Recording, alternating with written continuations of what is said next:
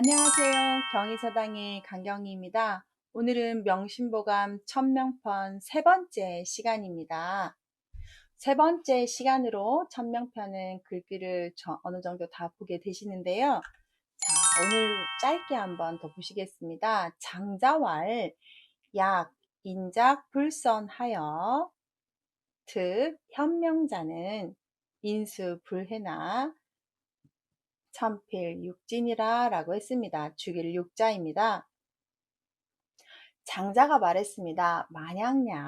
만약에 사람이 지을 작, 어떤 걸 행동할 작자, 사람이 선하지 못한 일을 행할 행자로 보셔도 돼요. 뭔가 만들다니까 선하지 못한 일을 행하여서 현명자는 이름을 드러냄을 얻은 사람은 인수불해나 사람이 비록 해치지 않았으나 사람들이 그 사람을 해치지 않았지만 천필육지느라 하늘이 언젠가는 반드시 그 사람을 죽이게 될 것이다 라고 했습니다.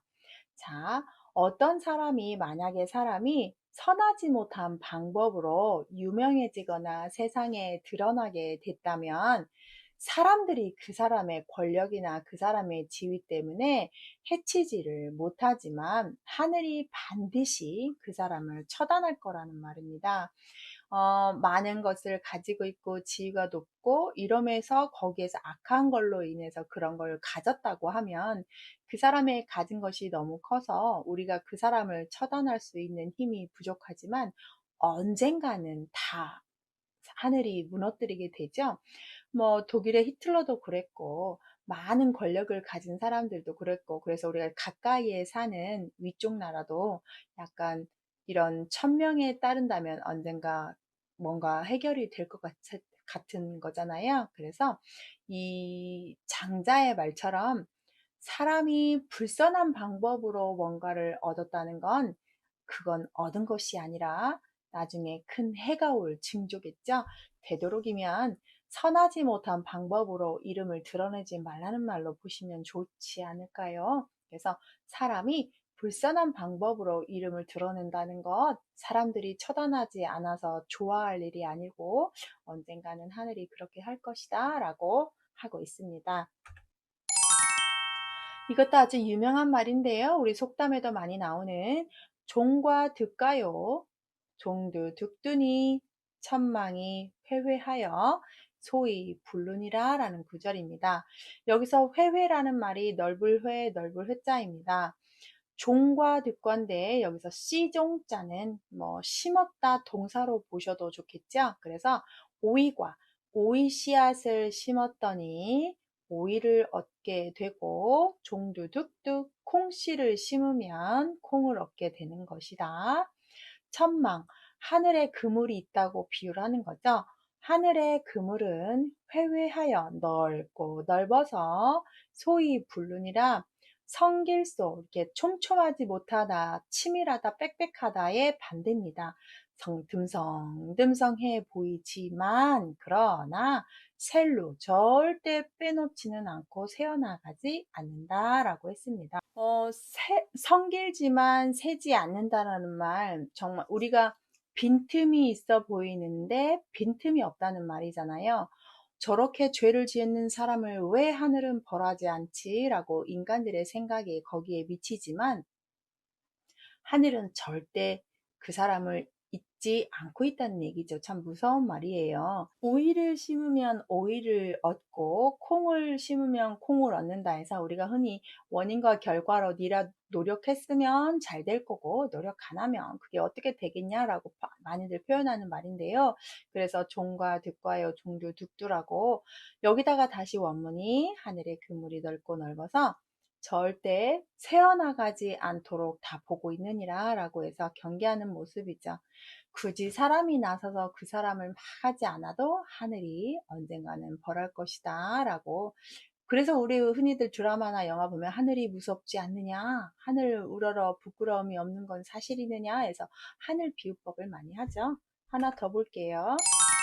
자, 심경천종이라도 깊을심 박갈격자입니다.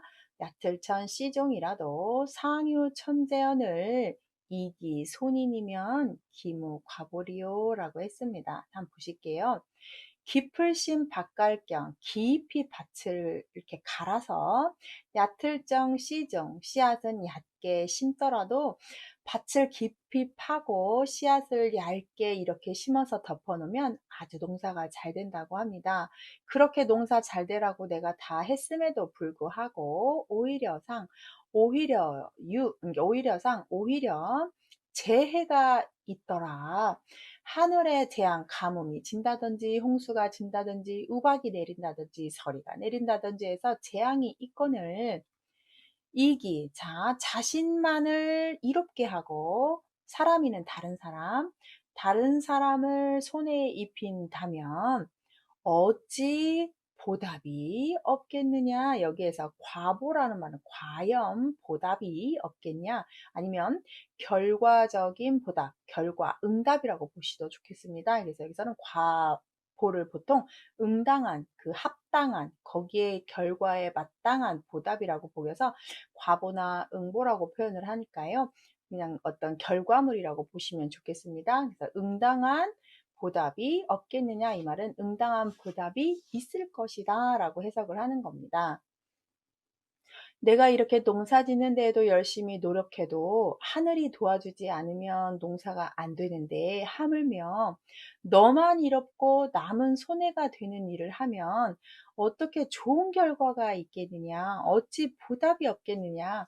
네가 하는 대로 나쁜 행동하면 나쁜 결과를 받을 것이고 착한 행동을 하면 착하지 않겠느냐라고 표현을 하는 겁니다.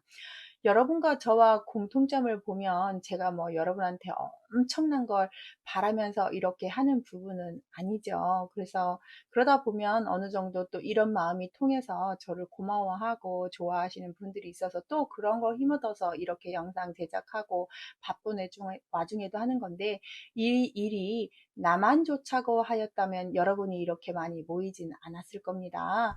여기에서 자기에만 이롭게만 하는 사람들 우리 생활에서 정말 보이지 않나요? 어떤 일을 계획하는데 자기한테 이로운 시간, 자기한테 이로운 장소 이렇게 한다고 하면 우리가 어느 정도는 봐주지만 차후에는 계속 그 사람을 맞추진 않겠지요. 자기한테 이롭게 하고 남은 자기가 이로움으로 해서 남이 손해를 입는 행동을 하게 되면 미움을 사게 됩니다. 어찌 하늘이 정말 보답을 하지 않겠습니까? 모두가 다 같이 이로운 방법으로 하자고 우리가 다시 타협하고 관계 맺고 하는 거 아니겠어요? 하나 더 보시겠습니다. 마지막 구절인데요. 천명편에 자활, 공자가 획제 어천이면 무소 도연이라 많이 들어보셨죠? 하늘에 죄를 지으면 무소도양, 빌도 기도할 때 도자입니다. 기도할 곳이 없을 것이다 라고 했습니다. 갑자기 공자가 이걸 한 얘기가 아니라 제가 여기에 8일편이라고 써놓듯이 8일편에 왕손가와 대화를 하십니다. 그때 8일편에 왕손가가 위나라 속담을 얘기하면서 그때 제사를 지낼 때 이렇게 모퉁이 신의 제사를 지내지 말고 부어 계신 조왕신의 제사를 지내는 게 낫지 않겠냐라는 속담을 들으면서 공자한테 뭐라고 하는 거예요. 왜 이런 얘기가 나왔냐면, 공자가 위나라 왕을 만나고 실손가에 정말 모든 실권을 가지고 있는 왕손가를 나중에 뵈러 온 거예요. 근데 기분이 나쁜 거예요. 위나라의 왕 영공은 왕에 앉아 있긴 하지만 그냥 허수아비 같은 존재였고 많은 실권을 왕손가가 가지고 있었으니 그 왕을 먼저 보는 것이 아니라 나를 먼저 보고 가야 네 제자들한테 내가 한 자리라도 주고 너도 대접받지 않겠느냐라는 의도로 그런 속담을 얘기한 겁니다. 모퉁이 신의 제사 지낼지언정 부어 계신 조왕신한테 제사 지내는 게 좋지 않겠냐라고 했더니 공자가 받아치면서 이 말을 합니다.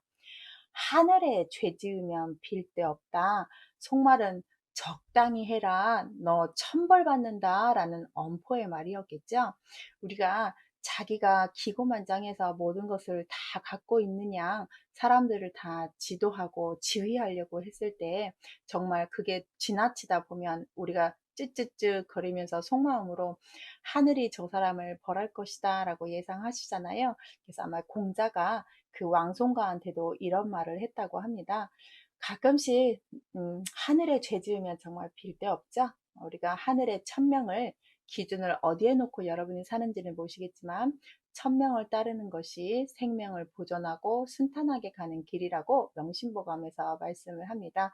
여러분이 많은 현대적으로 해석하실 수 있겠지만 이렇게 명심보감 구절에 나온 구절들을 보시고 약간의 마음의 위안을 얻으셨으면 좋겠습니다.